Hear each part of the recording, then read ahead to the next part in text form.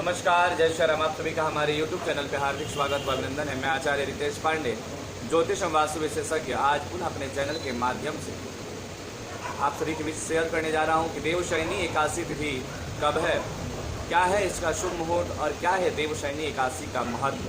तो आइए जानते हैं इस विषय वस्तु के ऊपर। इस वीडियो को प्रारंभ करने से पूर्व आप सभी से करबद्ध निवेदन है कि आपने अभी तक हमारे चैनल को सब्सक्राइब नहीं किया और प्लीज सब्सक्राइब करें, लाइक करें और इसे अत्यधिक लोगों में शेयर करें ताकि कम समय में अत्यधिक लोगों को यह जानकारी प्राप्त हो सके। जैसा कि आप सभी को पता है कि प्रत्येक माह के दोनों पक्षों में एकादशी तिथि का व्रत भगवान विष्णु के प्रसन्नार्थ व उनकी विशेष अनुकंपा को प्राप्त करने के लिए हमारे शास्त्रों में एकादशी के व्रत का वर्णन बताया गया है, महत्व बताया गया है। तो ऐसे में हम लोग जानेंगे कि प्रभु श्री हरि नारायण, जिनको अनेकों नामों से जाना जाता है, भगवान विष्णु को, तो यह क्यों सोते हैं, क्यों इस एकादशी का नाम देवशयनी एकादशी पड़ा, इसका महत्व क्या है और इस तिथि का प्रारंभ हुआ व्रत आदि का जो प्रयोजन है वह किस लिए। तो हिंदू धर्म में, हमारे सनातन धर्म में किसी भी एकादशी तिथि का विशेष महत्व होता है, चाहे वह एकादशी किसी भी माह और किसी भी पक्ष का हो। इसमें भगवान विष्णु की पूजा के लिए आषाढ़ माह की देवशयनी एकादशी को विशेष रूप से महत्व दिया गया है और प्रमुख माना गया है। हिंदू धर्म में, हमारे सनातन धर्म में सभी एकादशी तिथियों का विशेष महात्म्य बताया गया है।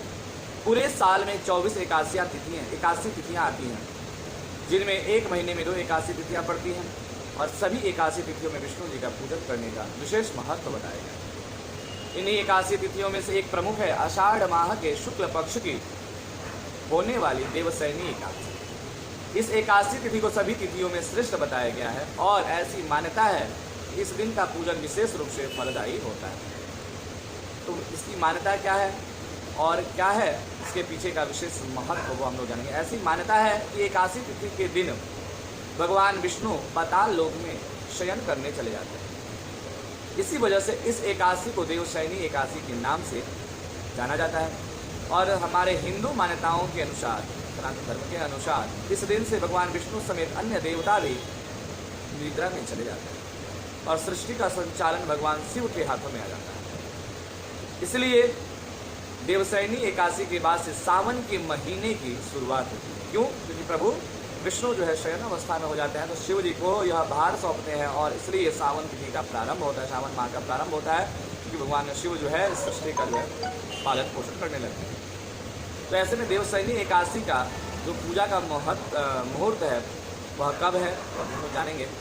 इस साल आषाढ़ माह के महीने में देवशयनी एकादशी 10 जुलाई रविवार के दिन पड़ेगी और देवशयनी एकादशी तिथि का जो प्रारंभ का समय है वह 9 जुलाई दिन शनिवार को सायं 4:39 से प्रारंभ हो रहा है। देवशयनी एकादशी तिथि जो प्रारंभ हो रही है वह 9 जुलाई दिन शनिवार को सायं 4:39 से प्रारंभ हो रही है। वही देवशयनी एकादशी तिथि का जो समापन है वह 10 जुलाई को रविवार दोपहर 2:13 से हो रहा है। तो ऐसे परिस्थिति में देवशयनी एकादशी का व्रत जो है 10 जुलाई को उदया तिथि में रखना शास्त्रमत। अब हम बात करेंगे देवशयनी एकादशी के व्रत का पारण कब करना चाहिए। तो देवशयनी एकादशी व्रत का जो पारण है वह 11 जुलाई दिन सोमवार को प्रातः 5:56 से लेकर के प्रातः 8:36 तक का जो बेला है वह इस व्रत के पारण के लिए शुभ समय है। कौन सा? तो 11 जुलाई को प्रातः 5:56 से लेकर 8:36 का जो समय है वह एकादशी व्रत के पारण के लिए उत्तम व शास्त्रमत है। अब हम बात करेंगे और इस देवशयनी एकादशी के बारे में। तो हमारे शास्त्रों में, हमारे हिंदू शास्त्रों में ऐसी मान्यता है कि देवशयनी एकादशी से चतुर्मास प्रारंभ होता है, क्योंकि देवशयनी जिस दिन भगवान देवशयन करते हैं उस दिन चतुर्मास का महीना भी प्रारंभ होता है और इस एकादशी तिथि से भगवान विष्णु जी की विशेष पूजा की जाती है, जिससे समस्त मनोकामनाओं की पूर्ति के लिए भगवान विष्णु की उपासना व आराधना करना विशेष महत्वदायी बताया गया है। धर्मशास्त्रों में ऐसा माना जाता है कि इस दिन से भगवान विष्णु देव निद्रा में चले जाते हैं और सृष्टि का संपूर्ण भार जो है भगवान शिव जी के हाथों में आ जाता है और इस दिन से लगभग 4 महीने तक, यानी कि देव उठनी एकादशी पर्यंत कोई भी मंगल कार्यों को करने के लिए हमारा शास्त्र जो है मान्यता नहीं देता। यानी कि इस चतुर्मास के बेला में, 4 महीने के बेला में कोई भी मांगलिक कार्य जो है नहीं कहता। मांगलिक कार्य मतलब विवाह, उपनयन आदि संस्कार है ना, विशेष प्रयोजन जो है यह कार्य शास्त्रों में वर्णित बताया गया है। तो ऐसे में एकादशी के दिन से ही शिव पूजन करना विशेष रूप से फलदायी माना गया है। चूँकि देवशयनी एकादशी से चतुर्मास प्रारंभ होता है, इसलिए इस दिन विष्णु जी का पूजन विशेष रूप से लाभकारी होता है और उस दिन भगवान विष्णु के साथ साथ शिव की भी उपासना देवशयनी एकादशी से करना विशेष रूप से महत्वदायी और फलदायी बनाया गया है। अब हम बात करें कैसे करें देवशयनी एकादशी में पूजन। भगवान विष्णु की पूजन देवशयनी एकादशी में किस प्रकार करना चाहिए, क्या कुछ विधि ध्यान रखना चाहिए, इस बात को ध्यान दें।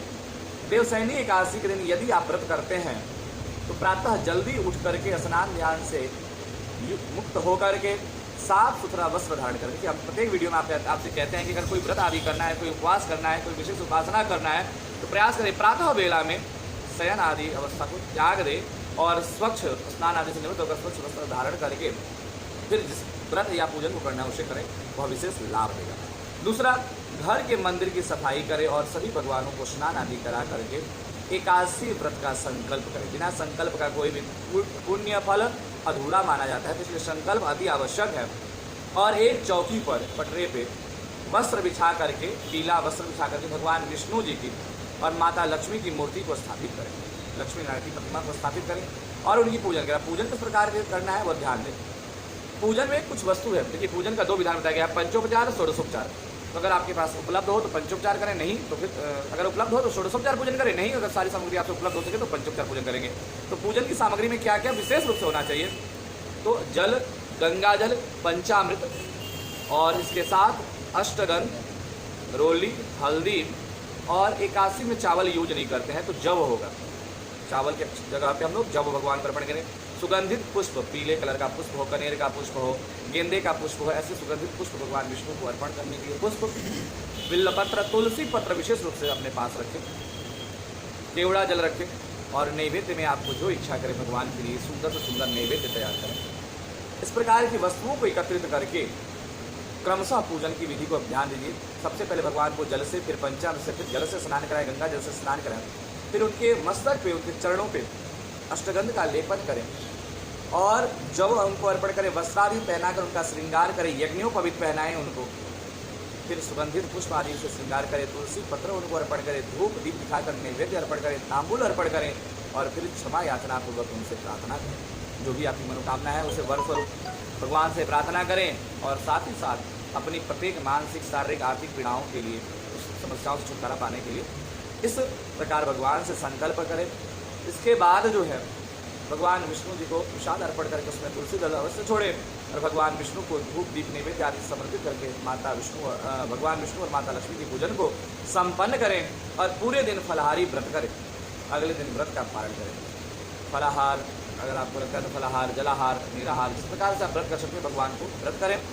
और ऐसा कहा जाता है कि जो व्यक्ति देवशयनी एकादशी के दिन भगवान विष्णु की प्रसन्नार्थ देवशयनी एकादशी का व्रत करता है, उसके जीवन के समस्त आधि, व्याधि, रोग, पीड़ा सब जो है समाप्त हो जाता है। यही नहीं, उसे अंत में वैकुंठ धाम की प्राप्ति होती है। तो इस दिन भगवान विष्णु को प्रसन्न करने के लिए देवशयनी एकादशी का व्रत अवश्य करें।